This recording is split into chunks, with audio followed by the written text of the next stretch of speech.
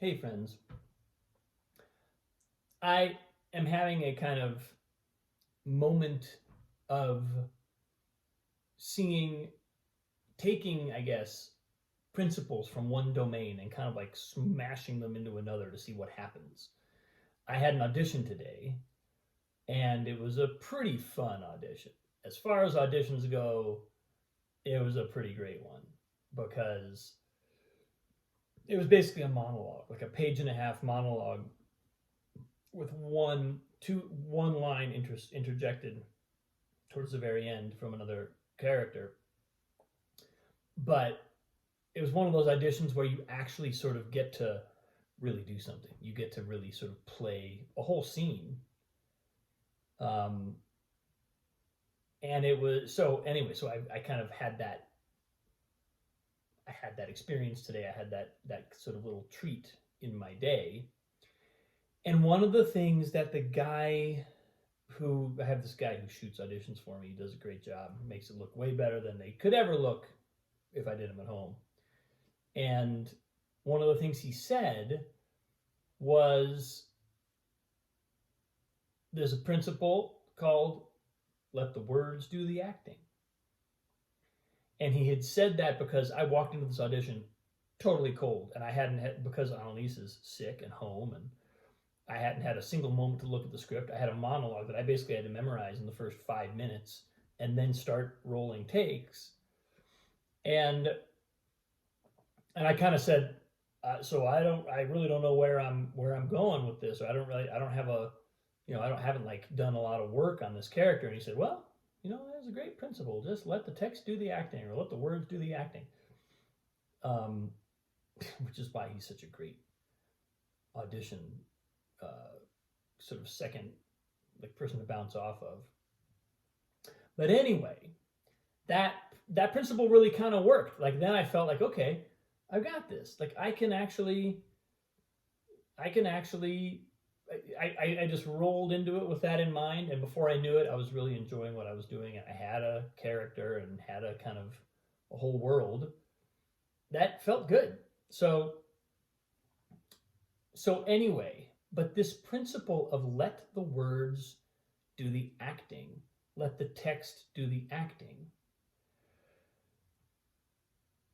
has a kind of deeper relevance because what it really means is don't add anything that's not necessary.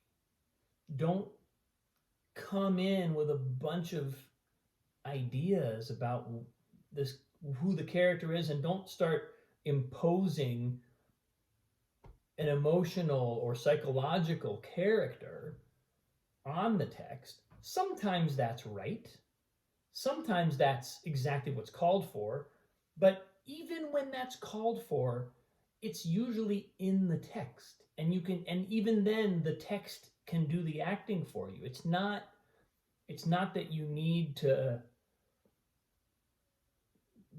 come in and start showing or pushing ideas that you have about what's going on in this scene, what's going on in the character's head. Almost always that gets in the way. And the reason I say I'm kind of crashing that principle into another domain is because I feel like that is also true in life, and particularly in a kind of life practice, spiritual practice. There's this way in which every moment is just what it is. Let the moment be the moment. Let the moment do the acting. We can get very caught up in what's my intention here? Where is this going? What does it mean on a deeper level? Right? In the same way that you can imagine asking those questions in an acting context, we ask those questions in a life context, and we feel like they're appropriate questions and they're really important. And a lot of the time, they constitute the mind grasping for something, a sense of security, a sense of order, a sense of predictability. That is not only kind of illusory and probably a fabrication, but also not necessary to a profound experience of life. We don't need those answers. We don't need those questions. And if we can just settle into each moment, be in each moment, let the moment do the acting, things tend to go a lot smoother. And I suppose I've been appreciating that in a variety of ways over the last couple of days. So like, I just had 4 days basically where I was at home with my daughter. There were 2 days of parent-teacher conferences last week, and then we had a weekend where there was a giant baby shower party for my wife's sister. I was kind of on duty that whole time because there was a party going on that Katie was managing. Then Katie got sick yesterday, so I was again all day on duty. And then around 4 p.m. last night, Annalise started to get a fever, and I was like, really? So we're going to do this again tomorrow?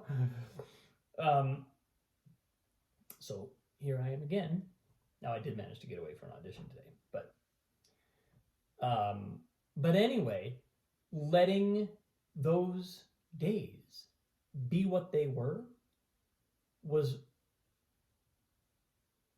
just made everything so much lighter and easier. It meant that I'm not,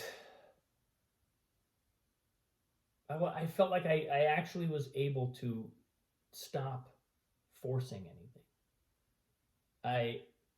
In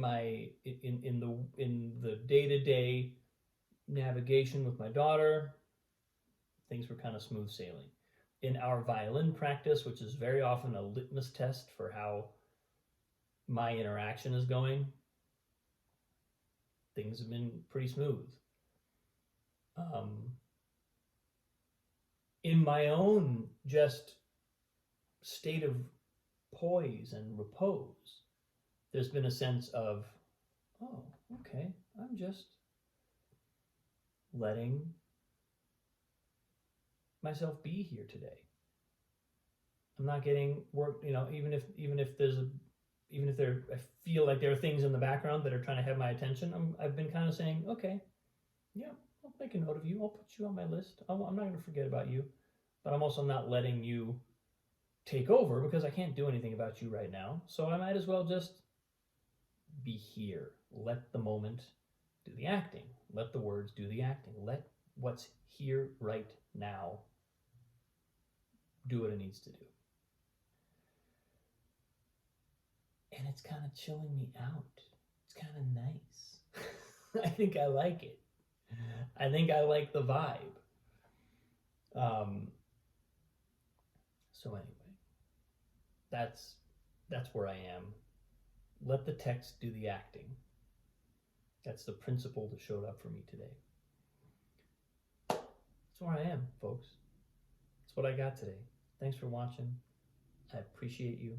I hope that this somehow, you could maybe reflect, let me know if this resonates with you at all, or if there's some way in which, like I said, I'm kind of cramming 2 domains of life together where a similar principle operates. So if there's any way in which this sparks something for you, let me know. But I appreciate you. Thanks for tuning in. Have a great day. I'll see you soon.